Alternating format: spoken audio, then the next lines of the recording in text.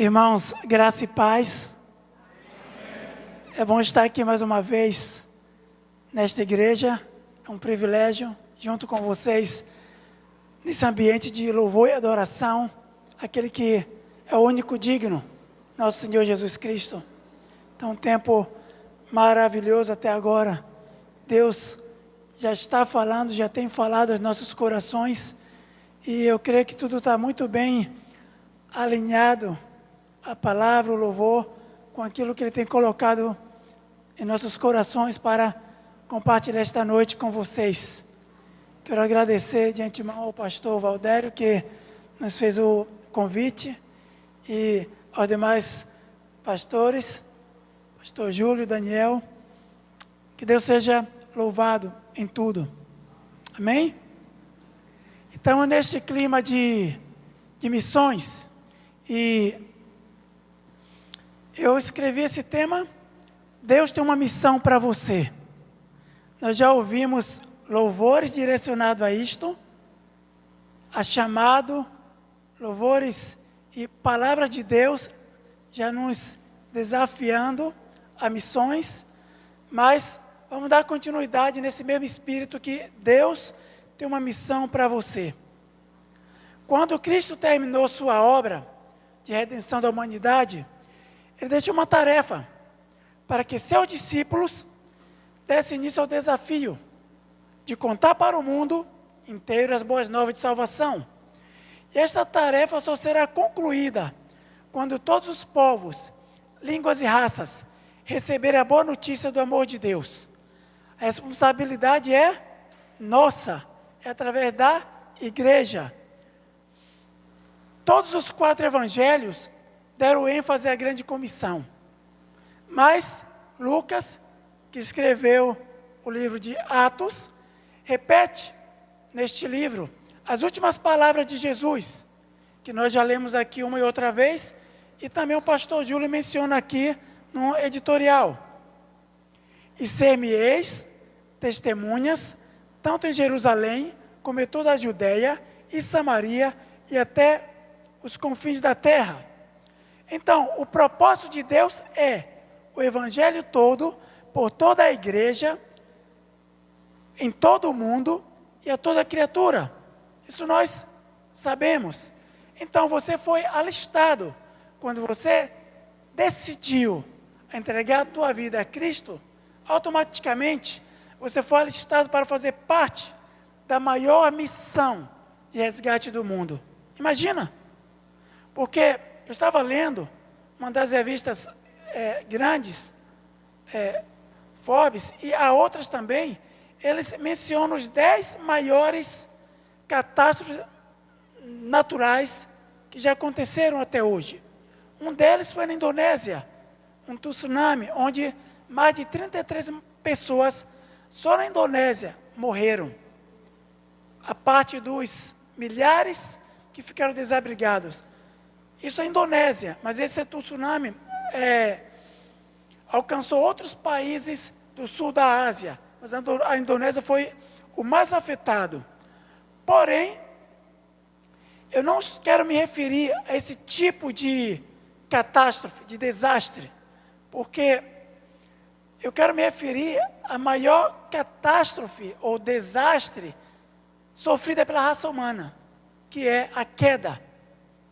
Porque esse desastre que aconteceu na Indonésia e continua acontecendo um e outro em nossos dias, terremotos, incêndios, tantas outras coisas que você tem ouvido, são temporários.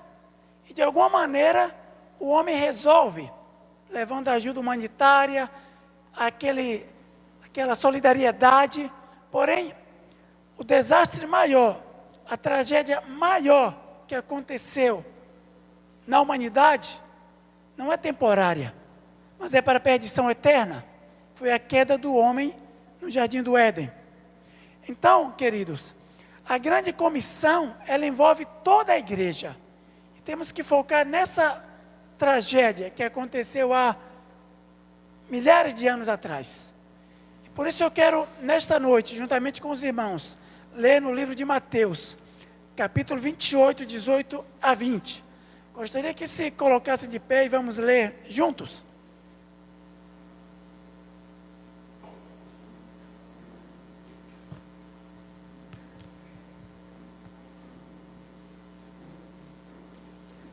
Mateus 28, 18 a 20. Já lemos umas 2 vezes aqui no culto, não é? Mas é bom que vai ficar mais fixo em nossas mentes.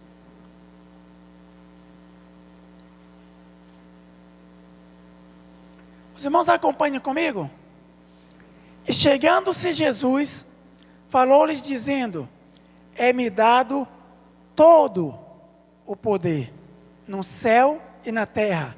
Portanto, ide, fazer discípulos de todas as nações, batizando-os em nome do Pai, do Filho e do Espírito Santo, ensinando-os a guardar todas as coisas que eu vos tenho mandado. E eis que estou convosco todos os dias até a consumação dos séculos. Senhor nosso Deus, nós oramos uma vez mais, clamando que o Teu Espírito Santo use esse tempo para a edificação das nossas vidas, para nos desafiar, despertar para a Tua obra, em nome de Jesus Cristo. Deus, que nós não venhamos estar com ideias preconcebidas, senão que com nossos olhos, dos nossos corações, das nossas almas abertos para entender e ouvir a Tua voz nesta noite, em nome de Jesus, amém. Poder sentar, queridos? Vamos enfatizar 3 pontos relevantes nesses versículos que nós acabamos de ler. Primeiro, quero lhe chamar bem a atenção, porque o tema é no poder do Espírito. E o que significa isto? Então, primeiro, quem está comissionando tem todo o poder e autoridade que lhe foi dada, tanto no céu como na terra, versículo 18. Então, é importante você perceber isto.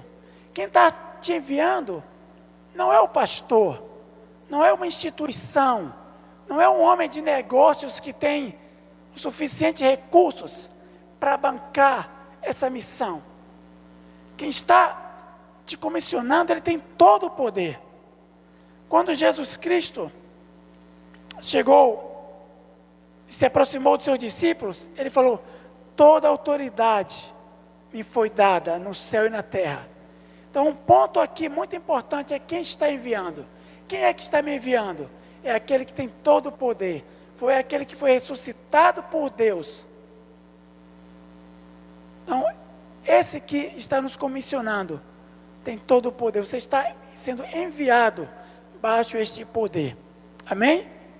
É condição básica de êxito sabermos que nosso Deus é o maior. É uma certeza inabalável que nos dará as condições de enfrentar o inimigo e as circunstâncias adversas, sem temer, sem vacilar. Então, é importante a gente saber isto. Quando você vai para o campo, ou até mesmo, eu digo campo, esse campo pode ser lá e aqui. Depois eu queria falar um pouquinho mais sobre isto. Mas quando você vai evangelizar, quando você vai por uma missão do nosso Senhor Jesus Cristo, você tem que ter em mente isto. Tem que saber, olha, quem está me enviando tem todo o poder. Eu não gostaria vou contar algumas experiências, mas se eu me focar muito em experiências, não vou conseguir também alcançar o objetivo da palavra que eu quero compartilhar com vocês esta noite. Mas é importante você saber que quem está te comissionando tem todo o poder. Um caso típico e apropriado é o chamado de Moisés. Quando Deus apareceu a Moisés, Moisés deu algumas desculpas para Deus. Sabe por quê? Porque Moisés olhava para ele mesmo. Ah, Senhor, não posso, sou pesado em línguas. A minha voz, pelo menos para algumas pessoas, não é agradável. Mas Moisés deu algumas desculpas para Deus, a ponto de Deus ficar um pouco irritado com Moisés. No final das contas, Moisés perguntou: e então, o que é que eu digo? para Faraó quando eu chegar lá.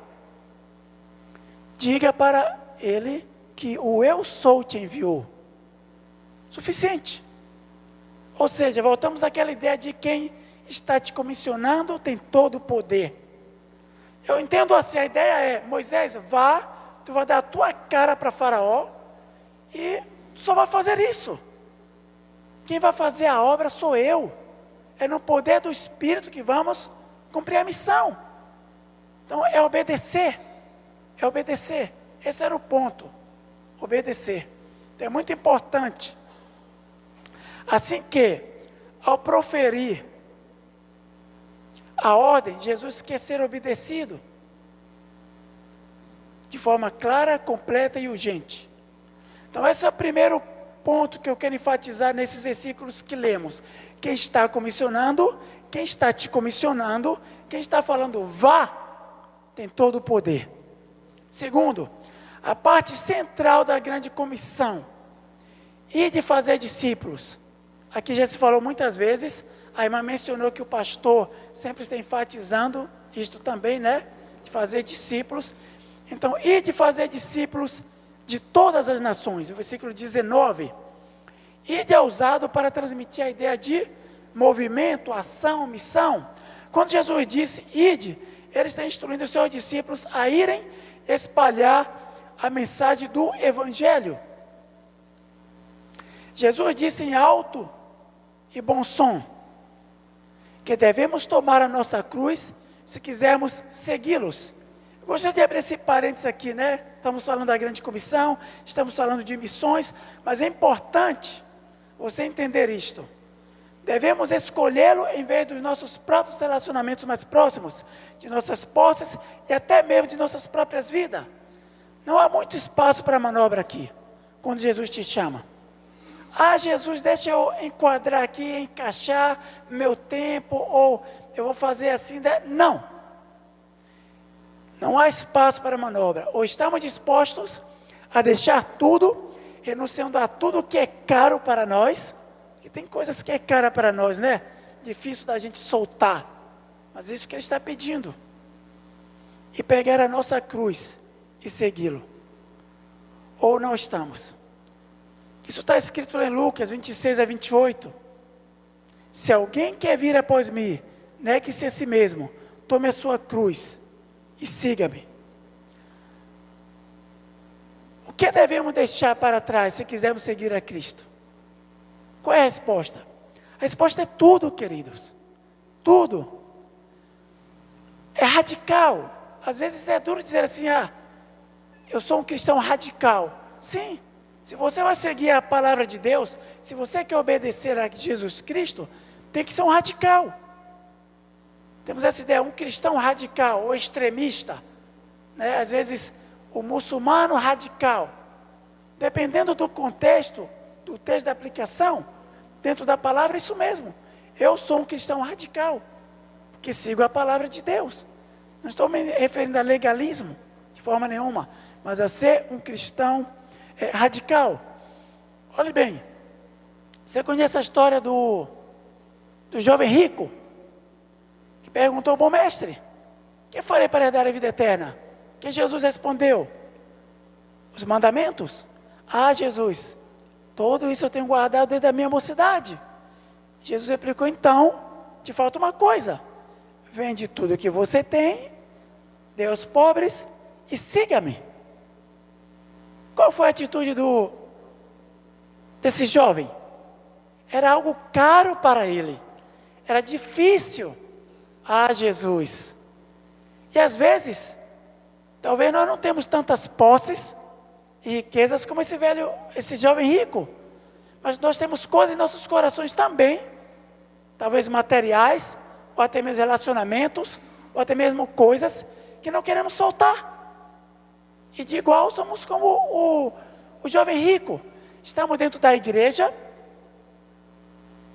cumprindo algumas regras religiosas, lendo a Bíblia, vemos para o culto, até saímos de um evangelismo, mas na hora que quando Jesus confronta, olha, eu quero que você largue isto, eu quero que você me siga, mas você tem que vender tudo.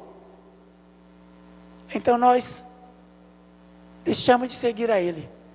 Este homem, este jovem, ele perdeu uma grande oportunidade de conhecer a Jesus, de andar com Jesus, de caminhar com Ele, fazer parte desta grande comissão.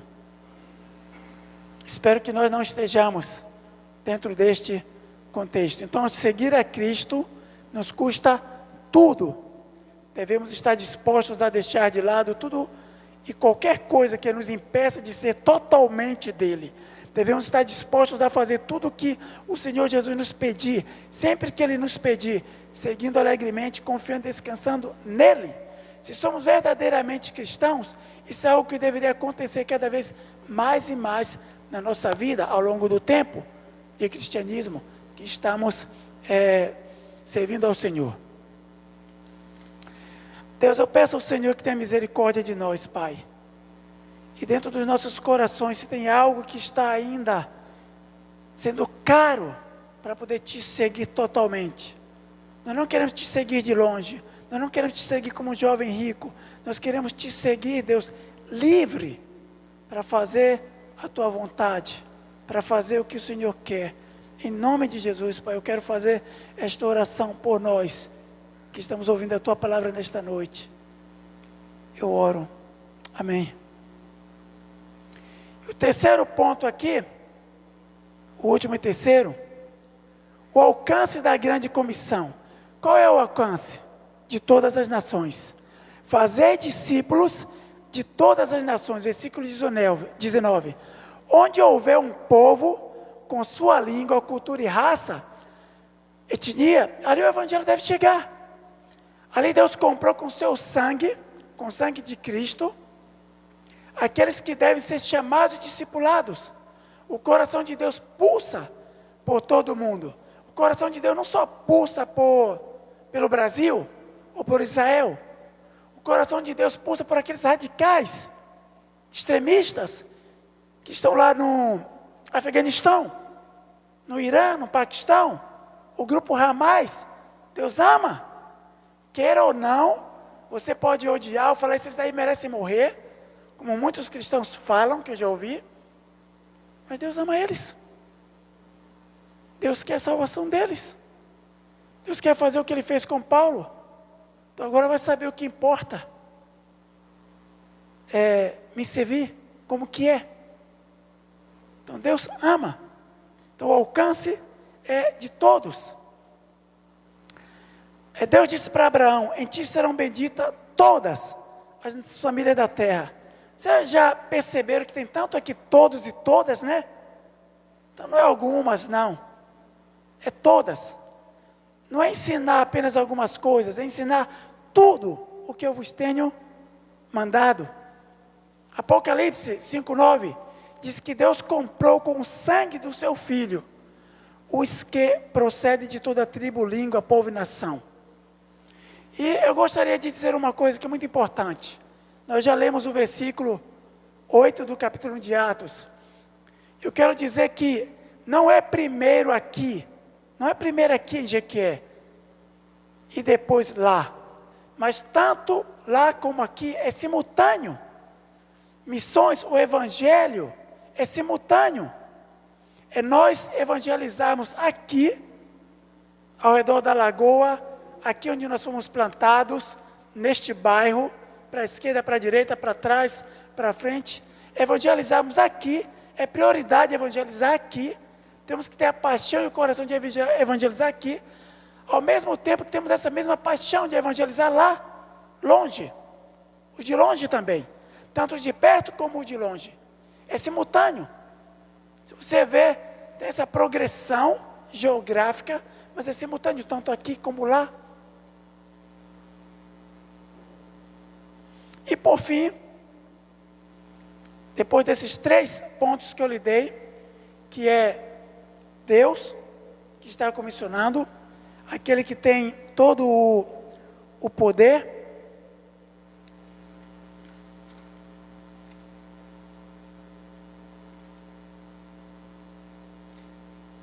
a parte central que é o ir, do ir de fazer discípulos, e o alcance da grande comissão, que são todas as nações. Tudo que eu estou falando aqui, praticamente eu vi, em outras palavras, no culto que nós estamos prestando, servindo a Deus. Mas eu quero falar quatro motivos, ou melhor, quero falar motivos para cumprir a grande comissão. Os motivos. Primeiro, versículo 18. O poder de Jesus à nossa disposição. Só Jesus tem todo o poder e autoridade. Jesus tem todo o poder e autoridade, queridos. Não sobrou nada para o diabo. Ou sobrou? O poder do diabo foi tirado lá na cruz. Colossenses 2,15. Ele foi despojado. O diabo não tem poder nem no inferno. Acredita? Ou é surpresa? No inferno ele tem poder. Não! Apocalipse 1 diz que as chaves da morte e do inferno estão nas mãos de Jesus. Então ele não tem poder nem no inferno. Toda a suprema grandeza de seu poder está em nossa disposição. A suprema grandeza de Jesus. Efésios 1,19. A chance que o diabo tem contra nós, a chance que o diabo tem contra você, é mínima. Ou seja, apenas se nós estivermos em pecado. Aí ele nos derrota. Aí ele nos passa uma rasteira. Mas a parte disto, ele não tem chance contra nós. Se estamos em Cristo, aquele que está em Cristo, e o que está em nós é maior, então o diabo não tem como nos derrotar, exceto se estivermos em pecado. É a única chance.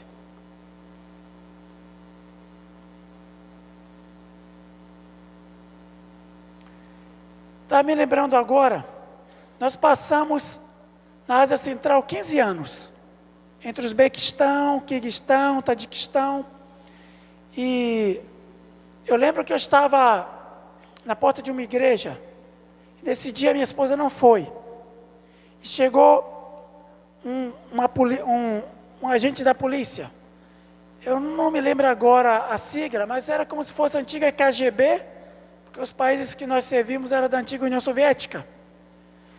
E o homem veio e me chamou, não sei como, ele me conheceu, me chamou lá, eu já tinha terminado, quase estava terminando o serviço, né? E me chamou. E queria saber da minha esposa. Eu falei, não está. Então ele me segurou ali. Olha, chame a sua esposa porque nós precisamos falar com ela, precisamos levar ela lá para depor, para a delegacia. E eu fiquei um pouco gelado, liguei para ela. Ela, tá bom, estou indo. E levou quase 20, 30 minutos, não morávamos tão longe da igreja, né? Então ele nos levou para a delegacia juntamente com a outra pessoa. E a minha esposa estava sendo acusada de estar praticando ilegalidade no país, como trabalhos missionários, coisas assim, né? E tinha um médico também, que ele falou, vou acompanhar vocês. E nos acompanhou até a delegacia. Para resumir, porque eu quero, me veio isso na mente, para mostrar para vocês o poder de Deus. Nós sentamos lá, eu fui para acompanhar ela, né? Um doutor também que estava conosco, que nos ajudava com trabalhos sociais, no hospital de tuberculose. A minha esposa é a mulher que estava acusando. E ela falava todos os detalhes que minha esposa fazia. Que ela mobilizava pessoas, que ela trabalhava, porque minha esposa na época, eu não trabalhava com isso, mas ela trabalhava com pessoas em necessidades, especialmente pessoas de rua, bêbado, e no hospital de tuberculosos, também para pessoas bem carentes. E a parte disso tinha grupos que se reuniam na nossa casa, e essa mulher contou tudo para a polícia. E a polícia ouvia, e sabe o que aconteceu? Não resultou em nada. Eu pensei que ia ficar detida a minha esposa, que a polícia ia... A única coisa que ele falou foi, a senhora tem que estar 200 metros de distância dela. Essa outra pessoa, né? E nos liberou. Eu vejo aí Deus presente, a mão de Deus nisto aí. Porque o que ela estava falando era para nos deportar imediatamente. E sabe que a pessoa que estava falando tudo isto é uma cristã que caminhou conosco cerca de 3 anos. Só para encurtar essa história dela, porque tem algumas outras coisas que eu queria mencionar, depois de alguns meses, ela nos chamou e pediu perdão. E falou que ela fez. E por que foi que ela fez aquilo ali? Aí estava envolvido inveja, um monte de coisas. Mas é o poder de Deus à nossa disposição, porque enquanto estava tendo aquilo ali, a gente estava orando, intercedendo. E Deus faz isso, Deus nos livra. Outra coisa, outro motivo para cumprir a grande comissão, o que eu já falei, é que o poder de Deus está à nossa disposição. O poder de Deus está à sua disposição. Outra é a presença de Deus. A presença de Jesus é contínua. Ele disse que estaria conosco todos os dias. Muitas vezes você não vai sentir essa presença de Deus assim, como, não estou sentindo. Mas Ele prometeu, Ele está presente. Não é questão de emoção, é questão de fé. E nós vivemos pela fé. Então, a presença de Deus. Coisas como essas aconteceram muitas vezes. Eu estava viajando com uma equipe de 11 jovens que eu recebi de outros países. Jovens universitários. Pararam a universidade, trancaram por 6 meses e 3 meses fizeram um treinamento teórico e 3 meses vieram conosco. Quer dizer, nós os recebemos. Estávamos viajando pelo país. Dessa forma, já estávamos no final do nosso trabalho e decidimos ir para uma outra cidade e de lá tomar um aviãozinho pequeno, que a viagem ia ser longa, de Osh para Bishkek. E chegamos nessa cidade que nós não fizemos nada de evangelismo. Fizemos trabalho na fronteira do Tadiquistão com o Quirguistão. Mas chegando nessa cidade, já à noite, paramos no lugar para comer, íamos direto para a casa de um pastor local. E daí, depois de algum tempo, chegaram 4 pessoas da polícia e perguntaram o que estávamos fazendo, porque ouviu dizer que nós estávamos fazendo coisas indevidas e tal. Na verdade, nós não fizemos nada. E o que passou? Eles pegaram nossos passaportes, viram que estava todo mundo ok e foram embora. Aí nós, que alívio, está tudo muito bem. Só que eles retornaram com 8 mais, e carros. Nós éramos em 13 no total. E levou todo mundo para a delegacia. Todo mundo. E isso já era quase 10 horas da noite. E era uma delegacia presídio. E tinha muitos soldados ali, policiais, e nos encarando assim, porque essa região, estava mencionando para o pastor que a capital era mais flexível, mas o interior é mais radical. Eles tinham ódio de cristãos. Mas nós não falamos nada de Jesus naquela região ali, naquela cidade. Nós tínhamos vários soldados assim, a paisana, forte, às vezes golpeando a própria mão, olhando para a gente assim. E aí chegou a autoridade maior e perguntou assim, quem é o líder da equipe? E eu estava liderando aquela equipe, eu fiquei em silêncio. Houve um silêncio ali. Eu já tinha tido um ataque cardíaco lá no Uzbequistão, isso aqui já era o Quirguistão, e de repente minhas pernas tremeram, deu vontade de ir ao banho, e disparou meu coração, eu botei minha mão assim, eu vou morrer agora. Mas aí Jesus falou assim para mim, a voz de Deus, você é o líder. Mas foi uma voz diferente, que ao mesmo tempo aquela tremedeira, aquele tensão, aquele medo de estar com aqueles jovens ali, passou imediatamente. E eu falei, e assumi com a autor, eu falei, eu estou responsável por esse grupo.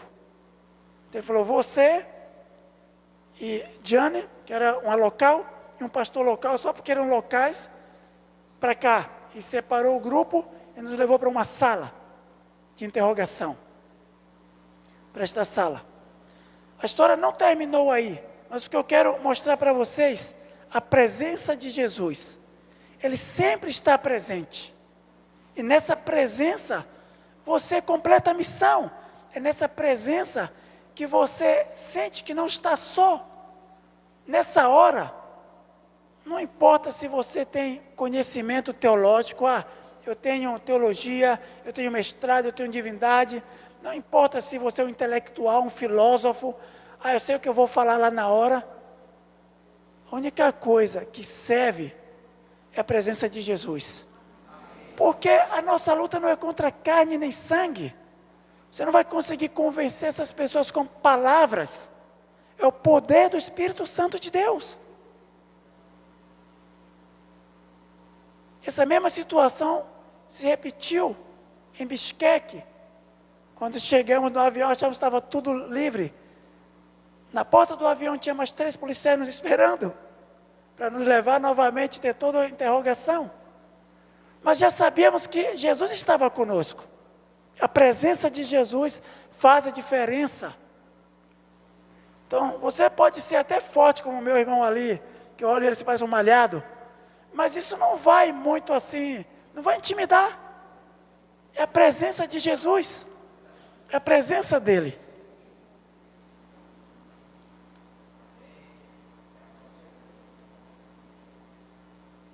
E por último, a ordem de Jesus. 3 motivos, né? Para a gente cumprir isso aí. A ordem de Jesus. Se o rei soberano deu uma ordem, cabe-nos obedecer. Você sabe que obedecer é fruto da fé? Se você tem fé, você obedece. Abraão foi imputado pela fé. Só quem tem fé é que obedece. A Bíblia diz que pela fé, Abraão, quando chamado, obedeceu. Então, necessitamos de fé para obedecer. Se a gente não tem fé, nós vamos apenas ir. E alguma coisa vai acontecer que não é positivo. A Bíblia diz que sem fé é impossível agradar a Deus. Então, eu sempre tenho orado, Deus, aumenta a minha fé.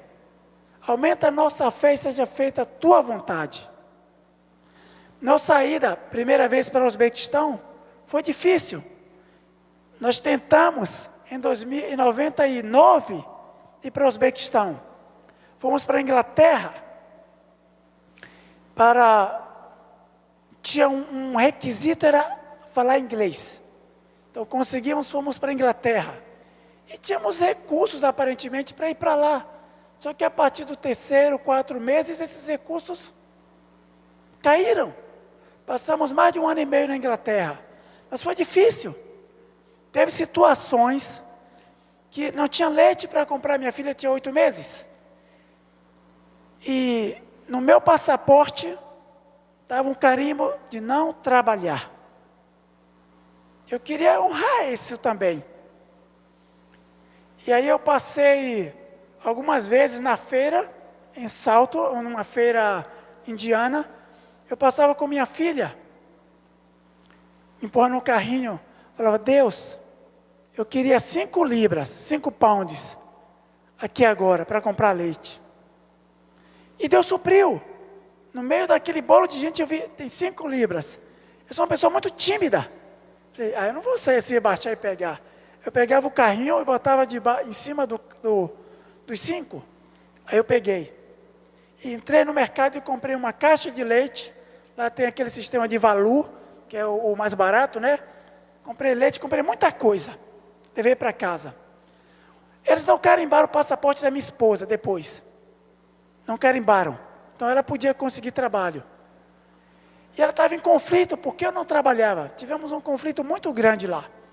Mas ela começou a arrumar um trabalho e limpava banheiros. Tinha noite que ela chegou a limpar quase 70 banhos. À noite que fazia esse serviço, né? Então ela trazia um complemento. Tínhamos que pagar aluguel, tínhamos que pagar a escola, tínhamos que pagar alimentação e tantas outras coisas, transportes, e ajudava muito. E ainda nesse contexto, eu perguntei para o diretor da escola se eu podia trabalhar com aquele visto ali e tal. Ele falou, olha, você começa a trabalhar, que eu vou ver aqui. Eu trabalhei 6 semanas, acordava 4:30 da manhã, também era com limpeza, numa escola. e tinha que estar 9 horas, cumprir o horário da escola para estudar. Você acredita que eu não recebi esse valor? Não por causa da questão legal, mas porque a supervisora, todo esse tempo ela me enganou. Ou seja, ela recebeu por mim e ficou com o dinheiro. E ficou assim. Mas, novamente, estou eu com a minha filha, empurrando um carrinho, na feira de novo, eu falei, Deus, eu quero 10 libras. E minha esposa estava comigo. E vocês acreditam que automaticamente tinha 10 libras ali? Eu fui, botei o carrinho debaixo e falei, Patrícia, tu pega. Ela foi e pegou, que minha esposa é muito espontânea, muito comunicativa, e ela não tem problema de fazer algo assim, porque eu achei, ou pegar e mostrar, tem um dono isso aqui? Ela faz assim. Alguém perdeu esse dinheiro? E nós fizemos uma compra maior ainda. Caixa de leite, quando eu falo caixa, é uma caixa com 12 litros, né? E outras coisas mais, ainda sobrou. Ainda para transporte. Nessa época era ano 99, 2000, ali, né?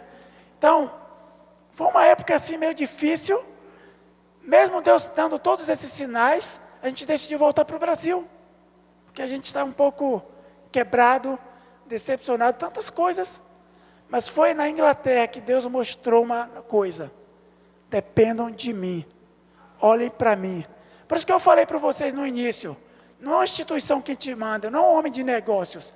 É verdade que nós, como igreja, como pastores, enviamos obreiro. Nós damos essa proteção espiritual que nós dissemos. E ajudamos financeiramente também. É verdade que igrejas fazem isso.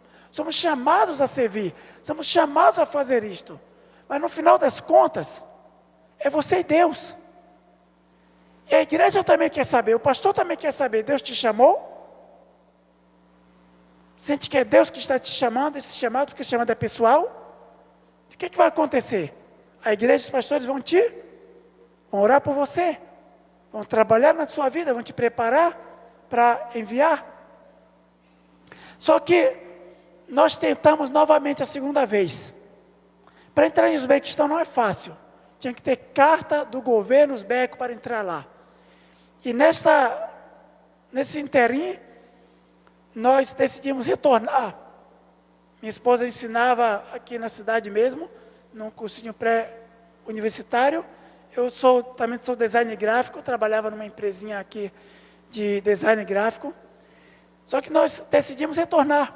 Conhecemos um casal, e eles nos falaram, olha, nós moramos no Uzbequistão, com essa organização, e lá está precisando de design gráfico, computação gráfica, para ensinar lá.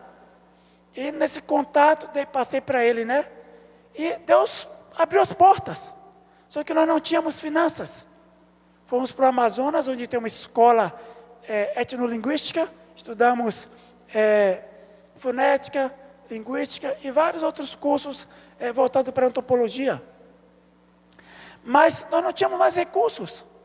Só que o tempo que nós tivemos na Inglaterra nos beneficiou no sentido de vamos depender de Deus. Apesar de que tinha lapsos que está difícil confiar no Senhor novamente. E em 2003 para 2004, recebemos a carta convite do governo uzbeco para ir para lá. Só que nós não tínhamos os recursos. A ONG que estava lá pedia $1.500 por mês, que nós tivéssemos uma comprovação de renda de $1.500 para nos manter lá. Nós não tínhamos. A única coisa que podíamos comprovar, não. Nós tínhamos cerca de $385. Uma igreja se comprometeu conosco, a qual nós somos membros, com $150. E os demais que se comprometeram conosco, era verbalmente. Eu vou te ajudar com 5, com 10, com 1. E sem as passagens. Como vamos fazer? A experiência de pensar que não tinha leite para minha filha e tal. Foi um conflito. Estava chegando a época, porque tinha data para chegar. Então um amigo meu me ligou, Vanildo, você vai ou não vai? Rapaz, eu estou com dúvida se vou ou não vou. Ele falou, você vai.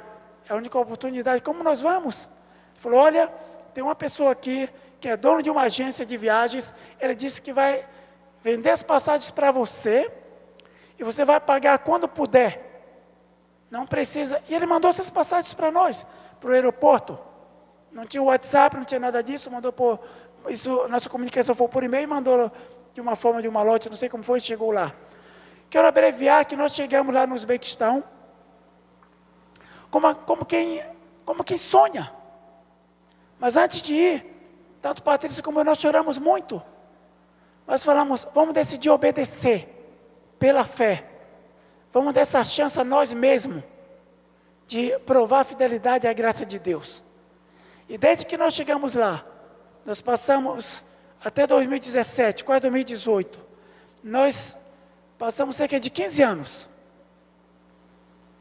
A pergunta que Jesus fez para os discípulos, porventura lhes faltou alguma coisa? Nada. Nada nos faltou. Deus supriu tudo, queridos. Deus supriu tudo. Então, Ele é quem manda. Ele é quem faz as coisas. Temos que confiar nele em todas estas coisas. O Uzbequistão foi um tempo assim tão maravilhoso. Foi o mais difícil, muita perseguição. Nós começamos uma escola, juntamente com uma coreana e mais 2 uzbecos, uma escola de estudos bíblicos clandestina, chamamos Igreja Underground, onde um dia tem que ser aqui, outro dia ali, um dia embaixo da terra, outro dia numa torre.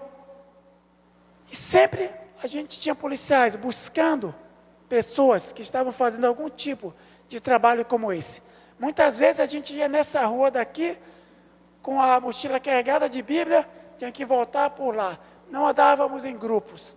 Era de 2 em 2, ou um ia na frente, tem polícia aqui, fazia sinal para aqui e para lá. Chegamos uma vez a estar numa oficina. Você nunca imaginar que naquela oficina tinha um porão. Nesse porão a gente se reunia. Também se reunia uma igreja ali. Ninguém sabia, ninguém imaginava. Lugares, eu falei, é uma igreja aqui, sim. E eu penso assim, chega assim, Deus te dá experiências que na hora você fica um pouco nervoso, treme, ou pensa coisas, mas depois você dá tanto glória a Deus e se aproxima mais ainda dele, pelo que ele tem feito. Às vezes o pessoal fala, é difícil, irmão, ser missionário lá no campo, é um sacrifício e tal. Não, queridos, não. Se você vai pela fé, que Deus está, se você vai numa obediência, que a fé te levou a fazer isso, é verdade que vai passar por situações assim em alguns lugares, mas essas coisas vão te trazer gozo e alegria. Isso é o bom da coisa. Porque muitas vezes nós chegamos aqui na igreja, irmão, é tão sofrido, é tão difícil. Como é que você vai desafiar jovens, adultos, pessoas maiores, para ir? Não, é bom.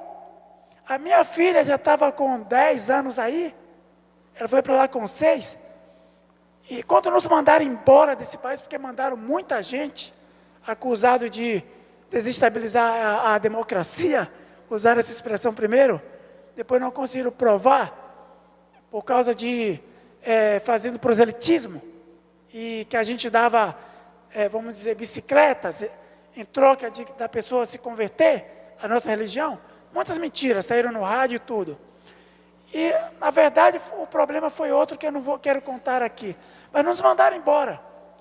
Quando minha filha chegou, estava no Quirguistão, era outro país vizinho, que a gente retornou, foi para aí, perguntaram assim para ela, o que você mais gostava do Uzbequistão? Porque ela amava o Uzbequistão, ela gostava, ela falava uzbeco, ela falava Uidalaranguizashima, Bolaranguizashima, Ramanasashima, ela falava fluente, ela gostava muito dali, amava, acho que afetou muito ela. Ela também foi para a escola uzbeca. Ela falou assim, o que eu mais gostava era quando a gente corria da polícia, fugia da polícia. Então, eu quero dizer para vocês, experiências que para ela não foi traumatizante. Eu acredito que para nenhum de nós, quando nós estamos em fé, porque quem trabalha para Deus, não acha que é um trabalho assim doloroso. Tem situações, é verdade. Eu não quero fantasiar e dizer que tudo é mil maravilhas. Tem dificuldades, mas toda experiência que você passa com Ele tem aquele sabor de dar glórias para Ele, tem aquele sabor de sentir, de estar com Ele. Eu sei que tem críticas a uma série que está passando, que se chama The Chosen. Tem críticas, e eu não quero entrar nesse detalhe. Mas você vê as brigas entre os discípulos de Jesus. Mas também depois você vê o prazer que eles sentem em ter passado por situações como essas. E a alegria que você vê aqui de Paulo e Pedro, ouvindo e escutando essas cartas, né? Eu vou terminar por aqui, senão o tempo, eu nem olhei o tempo ainda, nem perguntei quanto tempo, mas eu quero falar para os irmãos que missão e adoração precisam andar juntos. Então, quando essa igreja aqui foi fundada, foi a missão, não é verdade? Foi uma missão. E essa missão gerou o quê? Pessoas se converteram. E as pessoas que se converteram aqui nessa igreja, o que passou a fazer? Adorar. Então, missão é adoração, gera isto daí. Então, a missão existe para que haja adoração. Nós não podemos ser sal que não salga, luz que não brilha e nem árvores que não dá fruto, queridos. Começamos a dar frutos aqui na nossa igreja. Aqui nós vimos uma estatística, num vídeo que passou, o mundo precisa de Jesus. Muita gente nunca ouviu, ao menos uma vez, falar de Jesus Cristo. O irmão André, da Missão Portas Abertas, ele teve em Fortaleza, e foi num evento que nós participamos e convidamos, ele veio, e tinha uma vovozinha, que fez uma pergunta para ele, pastor André, chama ele de pastor, por quê? Tem tanta gente que já ouviu falar de Jesus Cristo 5, 10, 20 vezes, e tem gente que nunca ouviu ao menos uma vez. Então nessa noite, queridos, eu peço para você, se colocar diante do Senhor, e perguntar para Ele, Deus, qual é o meu papel nessa grande comissão? Porque o poder do Espírito você pode ter, e tem nele. Como você pode fazer? O que você pode fazer? Esse mesmo poder que te leva lá para o Afeganistão, esse mesmo poder pode te levar a atravessar a rua para falar para o teu vizinho. Esse mesmo poder pode te contagiar na escola, na universidade, no trabalho. Gente, nós temos que pensar sobre essa magnitude do poder de Deus, que Ele disponibilizou para nós. Podemos começar aqui. Comece orando, vou orar por essa pessoa, por esse meu vizinho, vou orar por esse meu parente, vou orar por esse médico que sempre vou lá com ele. Começa assim. Deus coloque a palavra. O que é que eu devo, quando eu tiver a oportunidade, o que é que eu devo falar? Vamos começar, vamos completar essa missão. Completa aqui e completa lá também, em nome de Jesus. Que Deus tenha misericórdia de nós, que Deus nos abençoe. Amém? Glória a Deus, aleluia.